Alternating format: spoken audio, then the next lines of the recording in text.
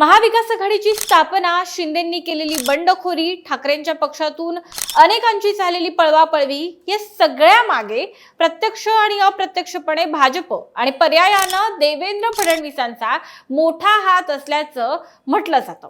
त्यामुळे अगदी 30 वर्ष युतीत राहिलेल्या या दोन्ही पक्षांमध्ये आणि त्यांच्या संबंधांमध्ये आता फार मोठी राजकीय कटुताही आली आहे। आता तर वेळ अशी आली आहे की उद्धव ठाकरेंना भाजपचा प्रमुख शत्रू म्हणून ओळखलं जातं। पण या सगळ्या वादाच्या पार्श्वभूमीवर आता उद्धव ठाकरेंचं एक विधान हे अख्ख्या महाराष्ट्राला बुचकळ्यात टाकणारं आहे।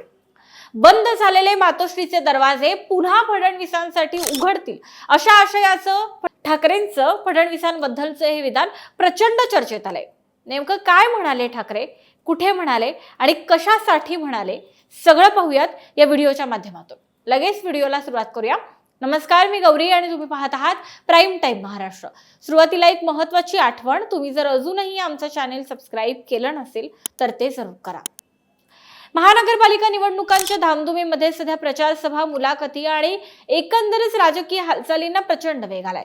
अशातच सर्वच पक्ष आपापल्या विरोधकांसमोर सध्या कंबर कसून उभे आहेत आणि एकमेकांवर आरोप प्रत्यारोप करतायत। यामध्ये उद्धव ठाकरे तर भाजपच्या विरोधामध्ये अगदी ठामपणे उभे असलेले दिसतात। आता त्यामध्ये राज ठाकरेंची सुद्धा भर पडली आणि त्यामुळे ठाकरेंची ताकदही वाढली आहे।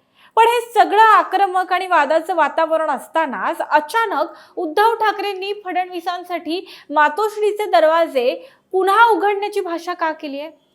उद्धव ठाकरेंनी संयुक्त मुलाखतीनंतर नाशिकमधील पहिली सभा गाजवली कालच आणि याच दरम्यान आरोप प्रत्यारोपांनी राजकारण चांगलंच तापलं। असं असताना दुसरीकडे आता उद्धव ठाकरेंनी देवेंद्र फडणवीस यांच्याविषयी सर्वात खळबळजनक असं विधान केलं। उद्धव ठाकरेंनी असं म्हटलं की मी माणुसकी विसरणारा माणूस नाहीये, पण तुम्ही मातोश्री बदनाम करायला निघालात, मातोश्रीवर आरोप करायला निघालात। ते जर तुमचं तोंड तुम्ही बंद केलं तर तुमच्यासाठी म्हणजे फडणवीसांसाठी मातोश्रीचे दरवाजे पुन्हा उघडतील असं ठाकरेंनी म्हटलेलं आहे। ऐन मुंबई महानगरपालिका निवडणुकीच्या या प्रचारामध्ये हा प्रचार तापलेला असताना, मुख्य लढत ही ठाकरे विरुद्ध भाजप आणि शिंदे अशी असताना उद्धव ठाकरेंनी आता हे असं विधान केल्यामुळे चर्चांना उधाण आलंय। उद्धव ठाकरे काय काय म्हणाले ते मी आता सांगते कोट करून। उद्धव ठाकरे असं म्हणाले की आम्ही कधीच देवेंद्र फडणवीसांना मातोश्रीचे दरवाजे बंद केलेले नाहीत, असं कधीही झालेलं नाही। मित्रच होतो ना आम्ही, पण खरा मित्र कोण असतो? जो वाईटाला वाईट सांगेल। वाईट करत असताना वाहवा करणारा मित्र नसतो, तो हितशत्रू असतो। हे हिंदुत्व बदनाम करतायत, महाराष्ट्र बदनाम करतात, महाराष्ट्राची संस्कृती सुद्धा बदनाम करतायत। मुंबई अदानीला विकू नका, मुंबईची अस्मिता कायम ठेवा, तर मातोश्रीचे दरवाजे तुमच्यासाठी उघडतील आणि फडणवीसांना आम्ही अगदी जेवायला सुद्धा मातोश्रीवर बोलवू, असं विधान उद्धव ठाकरेंनी केलेलं आहे। तुम्ही त्यावेळी मातोश्रीच्या आतच होतात, घरात घेऊन दार बंद केलं असं होतं। आता घराबाहेर जाऊन दार बंद केलंय। शब्द मोडल्यामुळे मी मातोश्रीचं दार बंद केलं असा घणाघात सुद्धा ठाकरेंनी मुख्यमंत्री फडणवीसांवर आणि गृहमंत्री अमित शहांवर केलेला आहे।